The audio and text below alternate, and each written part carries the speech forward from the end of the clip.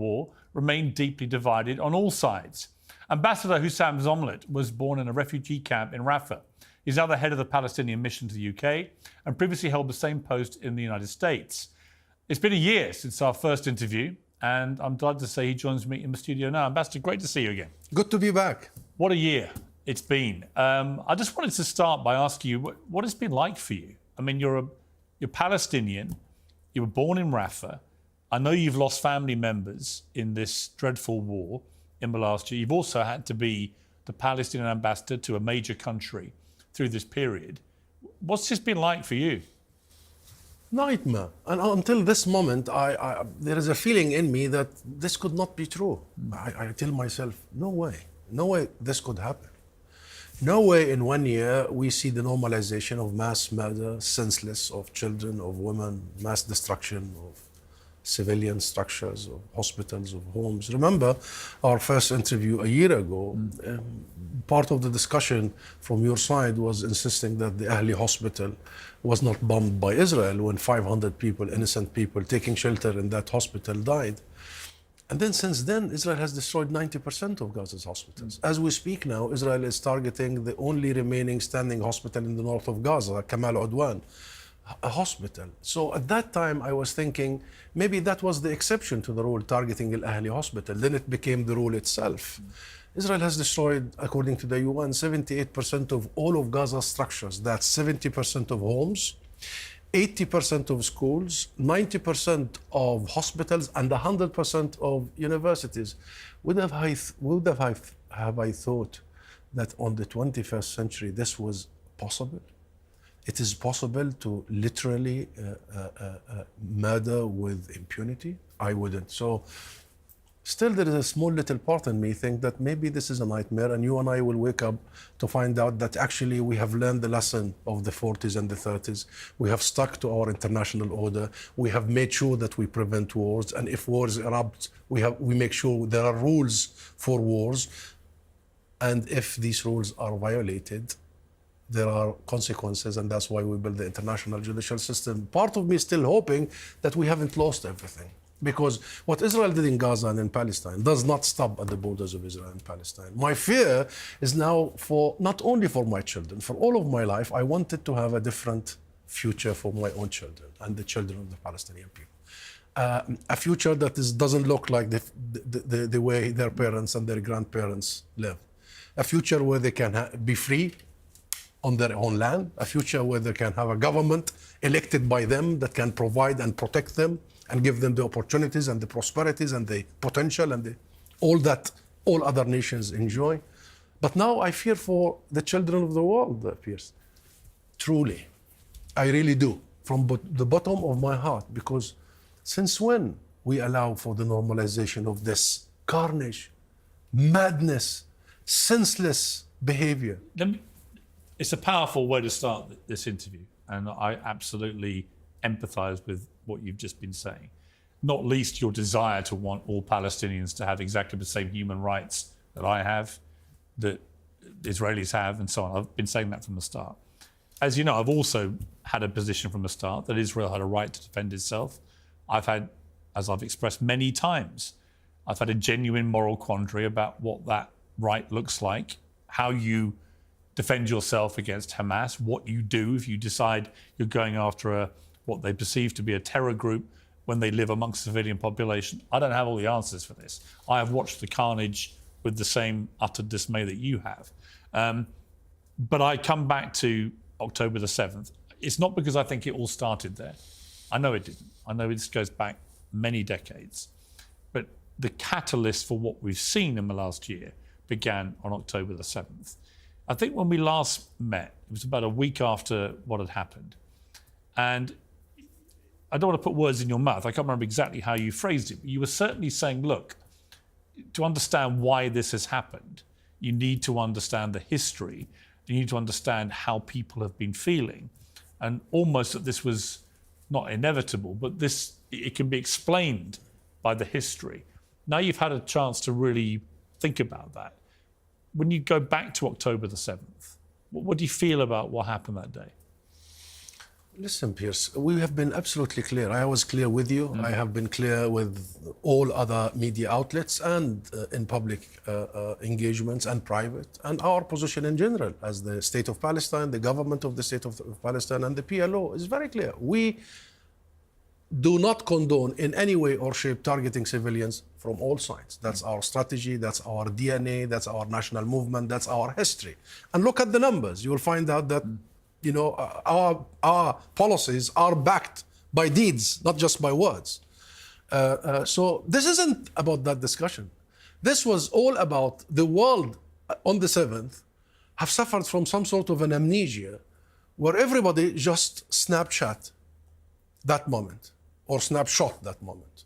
And the whole world wanted just to focus on that moment, when in fact on the 6th of October, the UN released a report saying that that was the deadliest year for Palestinian children ever.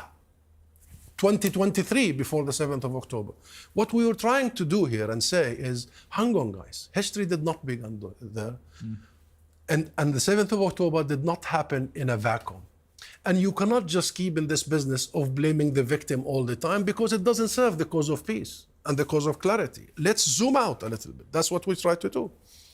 And then since then, I have to say, the world has been discovering what we have been saying. Because guess what? On the 7th of October, Israel asked you, Piers, and the rest of the media in the world, and everybody, look at the 7th of October, look at Israel, look at Palestine, look what happened to us. And then the world did. Everybody looked at it.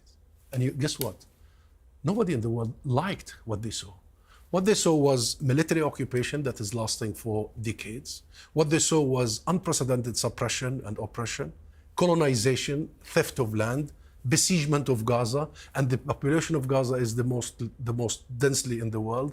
And they are 80% of them are refugees who were forced out of their homes. And 50% under 18. And 50% are under 18.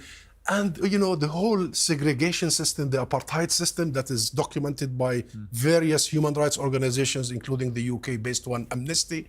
And then the world was looking. Israel wanted the world to come in its help on the 7th. But then what happened was the opposite. And you want the proof? Look at the international opinion, the public opinion, I mean. Look at the British public opinion. Look at the polls. 80% of the British people are completely pro-recognition of the State of Palestine, arms embargo, and what have you. All that because when the world looks deeply into the issue, they don't like what they see. They don't like what Israel has been doing for all these decades. They don't like impunity. They don't want to see anybody above the law. And this brings me to the key conversation here that you and I had at the time. The first one is the issue of does this whole thing happen in a vacuum? And I was telling you, this did not happen in a vacuum. There was a situation of total maltreatment of the Palestinians over decades, total denial of our rights, and this is the root cause. But this is the root cause. But let me just, on that point, let me just put the counter argument about some of what you said. What Israelis have been saying very forcefully is that since 2005, they moved out of Gaza. Now, I've held them to account because I believe that what they showed after October the 7th was they still have an ability to control energy supplies into Gaza, water supplies, food supplies, and so on. That is indisputably a form of occupation. So they take issue with me when I say that, but I believe that is indisputable. But they say, look, Hamas took charge in 2005. Hamas was given billions of dollars, and Hamas used that money to build a huge tunnel network amongst civilian population quite deliberately, so that if Israel ever came after them in that terrain, they knew that the collateral damage to civilians would be enormous, which is exactly what's happened. But that Hamas squandered the money and the goodwill and the political power that they were given in 2005, and that all they really did was spend all that time building as Israel would say, a terror network, including tunnels, and arming themselves via Iran, ready to carry out what was one of the worst terror attacks of modern times, where 3,000 of them poured over the border, killed 1,200 people, wounded nearly 7,000 more people, and caused the kind of carnage that you're talking about in relation to what then came back the other way. Do you understand that that is a big argument on the Israeli side, that Hamas had a chance to transform Gaza and went the other way. You know, I would really ask you, Piers, to be cautious about following the Israeli narrative. No, what did you think of the argument? Please. I think it's nonsense. And the Israelis themselves know it's nonsense. Why? I'll tell you why. Because number one, you don't say that I left a territory when you have besieged it from land, air, and sea and turned the life of 3.3 million, 50%, less than 18%, into hell on earth. According to many British officials here, an open air prison, and we shouldn't even call it a prison because prisoners at least have gone through some sort of a legal process. That was collective punishment for a period of 18 years. That's number one. Number two, if you think Hamas or Hezbollah for that matter are the cause of the conflict, think again, they are the product of the conflict. And this is what we are trying to drive home here. This obsession with the consequences, the obsession with the symptoms has got to end. Because, you know, the obsession with the symptoms has gotten us where we are today. This what the ICJ now describe as plausible genocide. We have got to focus on the root cause. And then, okay, let's imagine, for the sake of the argument, that, you know, Hamas did what they did on the 7th of October. And they killed how many, you said? 1,200? Well, they killed 1,200 people. They wounded nearly 7,000. Okay. Israel, since then... We're not imagining that. That is what happened, right? You don't dispute that. Well, do you? Read Israeli newspapers, please, because, you know, sometimes even some Israeli newspapers are better than British newspapers or American for that. But are you disputing that number of people were killed? No, I'm not. But many Israeli newspapers, very good investigative reports came out to say that many of those people, particularly the civilians, were bombarded by their own military. Please go back to Haaretz and reports. This is not the conversation here. And the conversation is not to dispute any numbers, but to make sure that we do not follow the Israeli narrative blindly because they have been wrecking and spreading propaganda and lies all along. But on that point about Hamas, though, spending the money they got in the way that they did. Let me answer you. Is that not a dereliction of their duty to their people? They received the money via Netanyahu. Yes. And if you ask Netanyahu why he did that, because he wants to break the backbone of the Palestinians. He wants to separate the PLO from Hamas. I get it. Okay, good. I understand that. Good that you understand. Yes. Good the world understands. It suited Netanyahu to have the Palestinian vote, if you like, split in two. It suited him. Of course, divide and have them at each other's throats. Divide and rule. I have said that. So you want to look at the big brother here in this equation, the superstructure that is the cause of all this, rather than just the symptoms. You see what this conversation. And then since the 7th, okay, Israelis say 1,200 people were killed by Hamas. Some reports say they were killed, many of them killed by their own military. Nonetheless, how many Israel has killed since then? Palestinians? 42,000. You just said in your report. By the way, Lancet and other very respected I've said high numbers, I know. 186,000 because they count also those who were killed by other means, by starvation, by lack of medicine. 186. I've seen those reports. 186,000. Let's stick with the 42,000. Yeah. Okay. You know, of the 42,000, there are 16,900 children, and there are 11,700 women. 700 odd number women. So the vast majority of that number are children and women. Now, and how many would be Hamas members? Let's take how many you make the calculation. Well, you know those figures. You must know how many Hamas. I don't. I really don't. So how do you know the first two parts? Because it's the official Bureau of Statistics that have released these. But the Hamas Health Authority are not revealing then how many members of Hamas have been killed. I am the ambassador of the State of Palestine. I'm giving you the official figures of the Palestine Central Bureau of Statistics. I get it. I'm just curious why you don't know how many combatants have been killed. We don't know because we don't know who was a combatant. We know who was a civilian, so we can confirm. We have the ID numbers, the photos, the stories, the names. The reason I'm pushing it is Israel said at least all these people. Israel said at least 15 to 20,000. They are lying. They are lying. Is that wrong? They're lying. Look what they're doing in Lebanon. The same playbook. The very same. I'm going to come to Lebanon. More than 2,000 have been killed in Lebanon, mostly civilians. Nonetheless, let's go back a bit. Yeah. Okay. Yeah. What's the ratio here? The ratio, and by the way, those who are maimed, amputated with those who are killed are 150,000, more, above 150,000 Palestinians.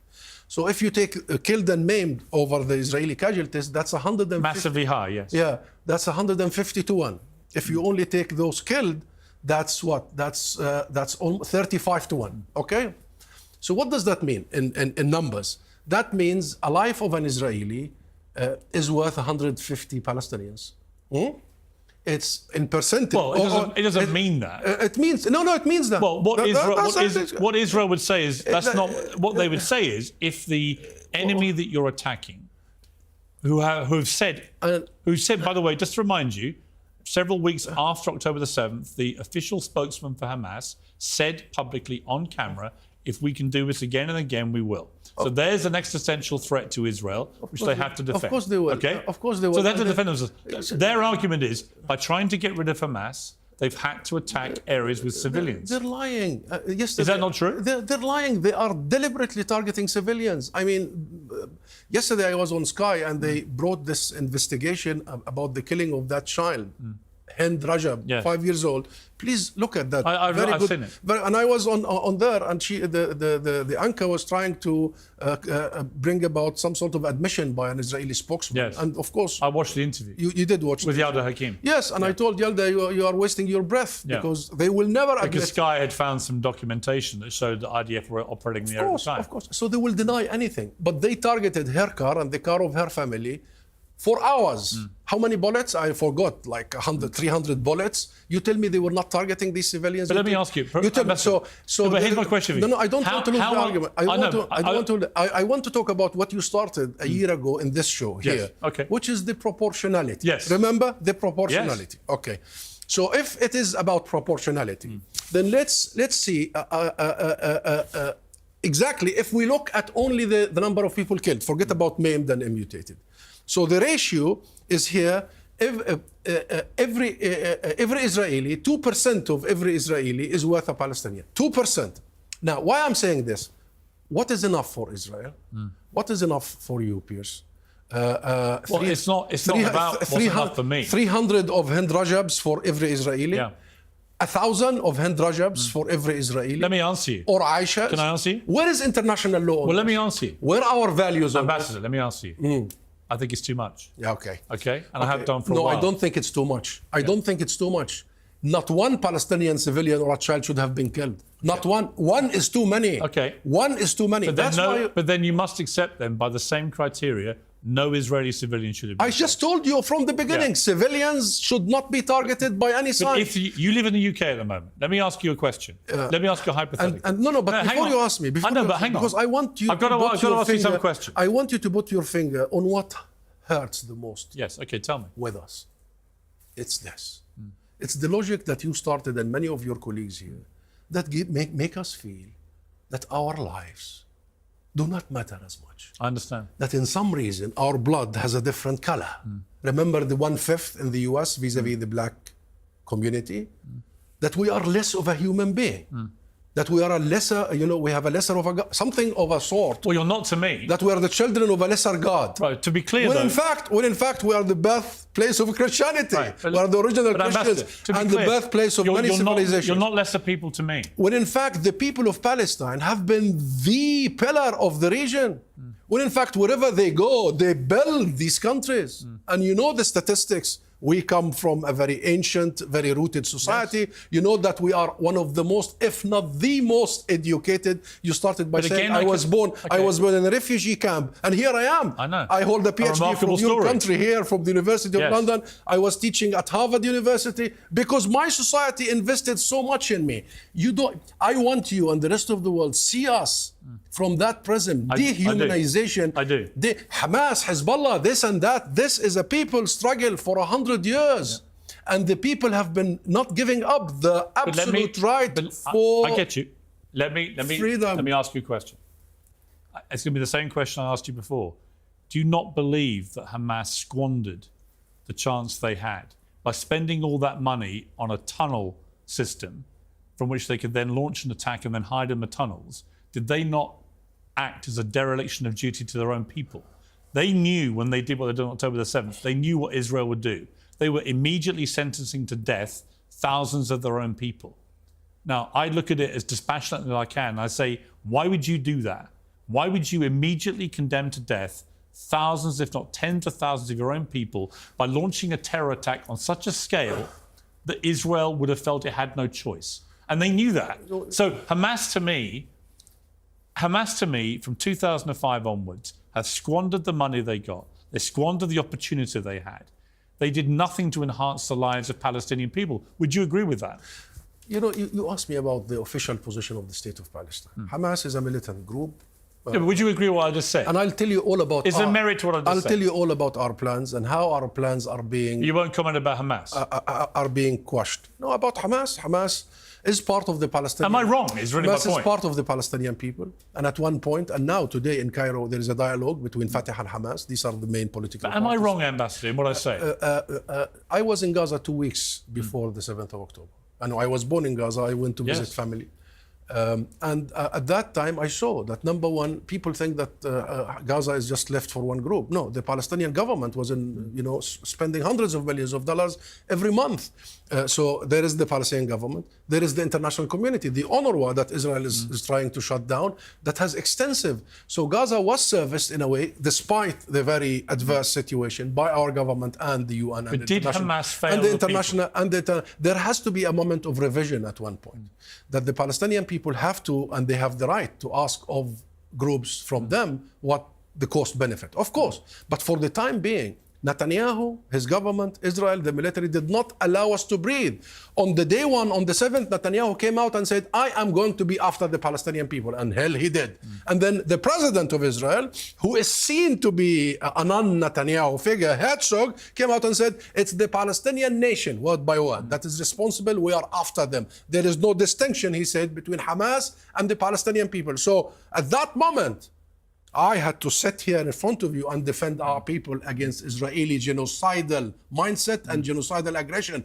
There is no time to discuss Hamas or anybody else.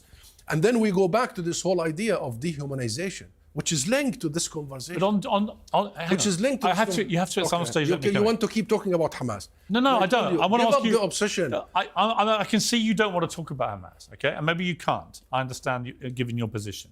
But let me ask you this: you talk about genocide a lot. But do you accept that the language Hamas uses about Israel is clearly, indisputably genocidal? Well, I don't know what language you're talking about. Yes, you do. But Hamas, come on, Ambassador, you do. I don't know. They are wedded to an ideology of eradicating Israel. I'm not here to speak on behalf of a group. I am here to speak on behalf of Palestine. Okay. The Palestinian people and the Palestinian... One last question on them then. National... Do you see... I want to answer I'm going to ask you a bigger picture question. Do you see a future for Hamas in any political power role after this? Yes. You do? Yes. As far as they adhere to the framework of the Palestinian national institutions, the PLO, and there is a dialogue right now. And I believe we have advanced a great deal. Hamas accepted the idea of a state of Palestine on the 1967 borders. In Beijing, there was a meeting. They came out with a statement. There is a lot of pressure and movement. So we agree that there is no one group that can take the Palestinian people in a direction of war or peace without consulting the National Front. But asking about Hamas and genocidal and exterminating the other, I haven't seen anything written, but I have read the Charter of Likud. I'm sure you did. You did too. Likud, for your viewers, are the ruling party of Israel, right? You know, in the Charter, they say the land of Israel is from the river to the sea. Complete extermination, erasure of Palestine and the Palestinians. Why don't you talk about it? But it works both ways, I agree. Why you don't talk about it? Why the world doesn't talk? And if you ask me, you know what's the difference? You know what's the difference? There's no difference. No, there is a difference. The difference is Israel is a state actor in the UN, so it has a set of responsibilities, while Hamas is a group. But if you ask me, want to compare Israel as a state actor, but if you ask compare me, it to us, compare it to us, and ask me what is our policy. Ask me what is our vision. What are we doing for the last year? What we have done to contain the madness of Israel?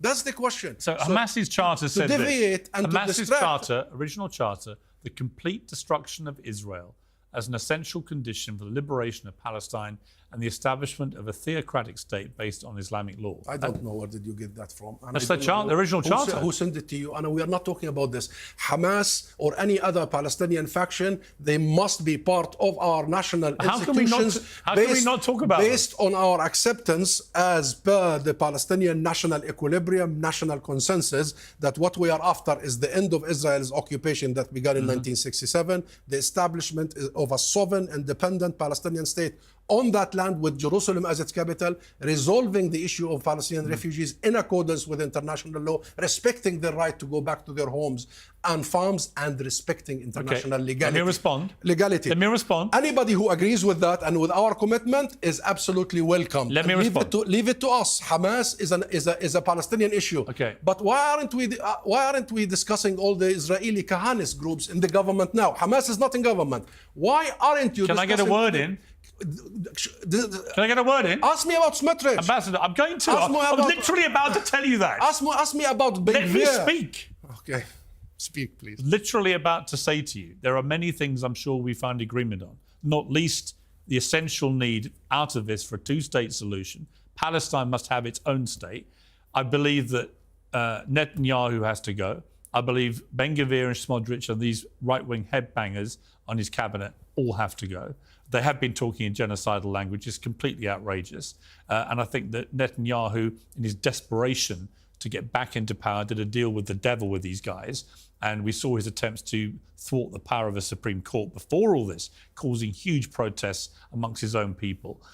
So on all that, we'll be in agreement. The settlement expansion on the West Bank has been appalling and outrageous, right? On proportionality in Gaza, it's gone way too far, is my belief. But one of the things I won't agree with you about is that I think that on October the 7th, Hamas, by the scale of what they did and the glee that they showed in the way they did it, with their cameras showing everything proudly to the world, the kidnapping of over 250 people, including babies, Holocaust survivors, young women, the appalling abuse of women, the appalling way they gunned down and set fire to families. In that moment, they abrogated their right to have any power coming out of this. And I'm surprised that you, as the ambassador to the UK, think that they should have some power coming out of this. Well, I told you that they are part of the Palestinian people, and at one point, dialogue is happening right now, and the dialogue has been taking a long time, so we make sure that we are in one ship. The ship has a captain. But who will run Gaza out of this? It is only the Palestine Liberation Organization, the State of Palestine, and the government of the State of Palestine, that is the PLO, that has formed of late, only 3 months ago, a new government made of technocrats. It's not made of Fatah or Hamas or any technocrats, professionals who can go and do the huge, humongous job of rebuilding Gaza, of providing recovery. And who else has to help with that process? Only Palestinians can only be governed by Palestinians, because where will the money come from? There are so many dubious. Who's going to help you rebuild? We have our own money that Israel is stealing right now. And by the way,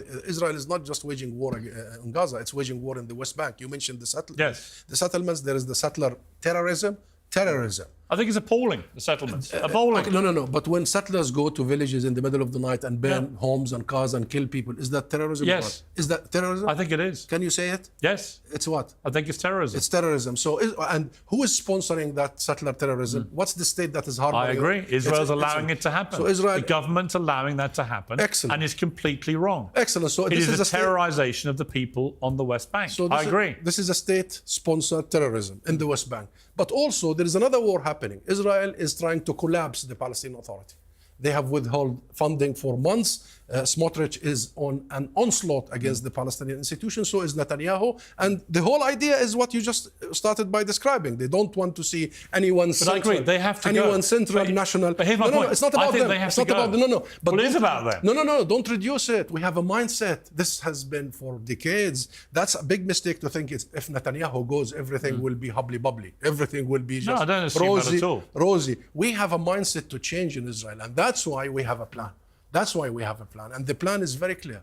Number one, accountability, because we want to make sure that never, ever this will happen again. We need to see war criminals behind bars. But how do you guarantee Hamas won't do what they did again? They've already said they want to. Accountability. And what we need to do with the full force of the international law. We have courts. We establish courts together to make sure no one will get away with murder. What did you feel about... Let me bring in Lebanon. Don't block. I've only got about 5 more minutes. Okay. I want to ask you about Lebanon. No. Right, and what's been happening there with their attacks on Hezbollah, the pager attacks with the walkie-talkies, and then the subsequent attacks to take out the leadership. They would argue from October the 7th onwards, the first thing Hezbollah did was fire a bunch of rockets at Israel. They've carried on firing them all year. And at some point, Israel, having seen 70,000 of its people displaced, is entitled to defend itself. Your response? The same story. You know, Hezbollah was created in 1982 because of Israel's occupation, military invasion of Lebanon. And since then, Israel has been occupying Lebanon until 2006. Israel left Lebanon in 2006. There were a Lebanese area, according to the Lebanese Shib'a Farm, still Israel occupies, and that's the context. But you know, the first time we had this conversation, you and I disagreed almost on everything. How about we agree? We have been. No. How about this? Do you think we have been in the last 5 minutes? On some. How about we agree on some foundational? Because you know there is a lot of distraction, and what's the word? Deflation. Let's agree on a few. Okay. Things. The first thing that we need to agree on is huge, unprecedented, historic injustice has befallen the Palestinian people for 100 years.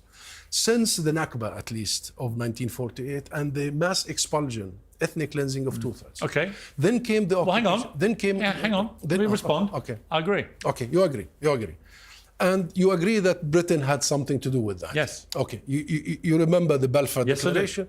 That was a colonial arrogance where we were cancelled as a people. So we were turned into non-Jewish minorities, when in fact we are the original people who lived there for millennia. Then came the occupation. I would also point out, though, that hundreds of thousands of Jewish people were also displaced at the same time. Displaced from where? From their own homes. No, in Arab countries. I'm talking about my country. I know, and but I'm saying it wasn't my land. Yeah, but you're taking my it again. father's land. I know. My father's home was taken. I understand, but you're taking it in isolation. And What I'm saying is, that period, hundreds of thousands of Jews were also displaced from their homes in Arab countries. All refugees have the right to go back. All of them. Disagree with that. You agree with that? I think the principle is sound, yeah. We have to be consistent here. So when I say Palestinian refugees, all refugees who have a righteous claim. Now, my father was born in Rafah refugee. I was born in Rafah refugee camp, and me and my father are only 40 minutes away from his original town, and he could never go back. Only once he drove me there before the 90s, so there were no checkpoints. We could drive anywhere, and he showed me his home. He showed me his farm, and as a child, I was looking around. He couldn't actually identify his home unless he found that fig tree somewhere there because he planted it. And as a child, I was 6, 7 years old. The one question in my head at that moment was, Father, why aren't we living here? It's beautiful, it's nice, it's green. Why are we in a refugee camp with all that? And my father couldn't answer that question for many years later because he wanted to shield me from that horror that he has gone through in 1948 and the Nakba. But then came the occupation. Do you agree that the rest of historic Palestine, the 22%, the West Bank, East Jerusalem, and Gaza are occupied territory?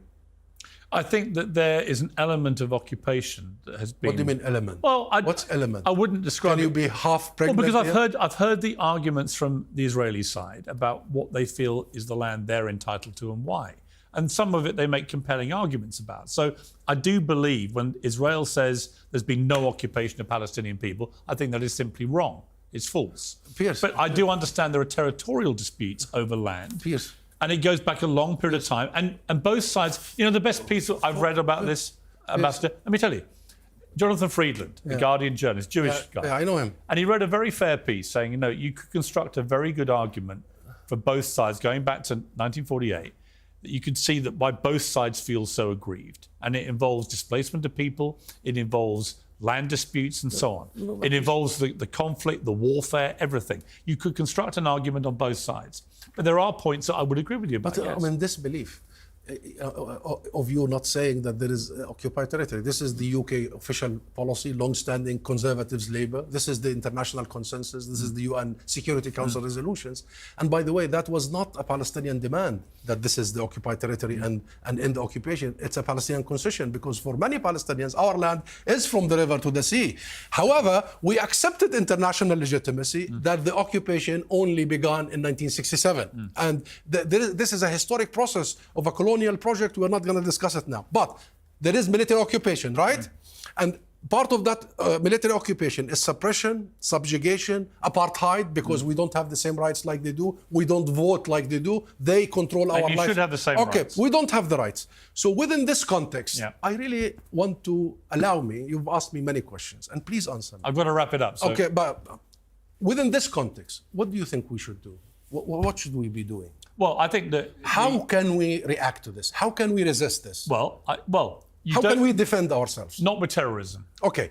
With what? Tell me. Spell it out. Not by pouring thousands of terrorists over a border and butchering everyone. I didn't say with not. With what? It's a good question. With what? No, I want you to tell me. I don't know the answer. Ask any other nation that were occupied. Ask the Algerians when France occupied them and colonized them. Ask the South Africans. You know what I honestly believe about these things? Do we have the right to resist? Do we have the right to resist? Let me answer you like this. I remember the troubles in Northern Ireland and people saying it was intractable, it could never be resolved, that it was too deep, it had gone generational, and people had lost too many people on both sides. They would never get peace. And what did it in the end were people who were genuinely great leaders at the time. Tony Blair, Bill Clinton, Mitchell in America, and others came together and they just went at it until they found peace. Good. Right? And we did that. So my point is, it can be done, but I honestly believe the way it gets done is through inspirational leadership. We did that. And Yasser Arafat brought all of us to a peace process. And then he walked away. No, he didn't. Yes, he did. Come on. I've interviewed Bill Clinton about this. Come on. Bill Clinton said the biggest, the saddest thing of his whole tenure was that he had the deal and Arafat walked That's away. not true. A year later, an Israeli killed Yitzhak Rabin, and then that bullet did an extremist did it. That bullet did not just kill Yitzhak Rabin; it killed the whole peace process. Yes, I agree. And then Israel has undermined. But Arafat did walk away from the deal. But that's not true. That is not true. He was not offered what the minimum Palestinians Bill would Clinton accept told me he and was. what the maximum we could offer. Clinton has capitulated the Israelis. I'm only wrapping you up because I have Ehud Barak, who was the former Prime Minister of Israel, waiting patiently. We've had, I think, 50 minutes or so, probably a much longer interview than the first time. It's great to have you here. I would love to continue this conversation. I get the passion. I get the history. I get you're from Rafah. I get it's personal to you. You know a lot more about the intricacies of all this than I do, right? I'm trying to help you get to a place where Palestinian people can live in peace and security and with the same human rights as everybody else. That is absolutely what I agree with you about. But I think you're a great spokesman for them. But think with me how we get to peace. Yes. That's the key question. And follow what we're doing. We are trying to just give an alternative path whereby it's about the legality, the ICJ and the UN. It's about bringing political momentum with the region. It's about the antidote to Netanyahu, and we need help right now.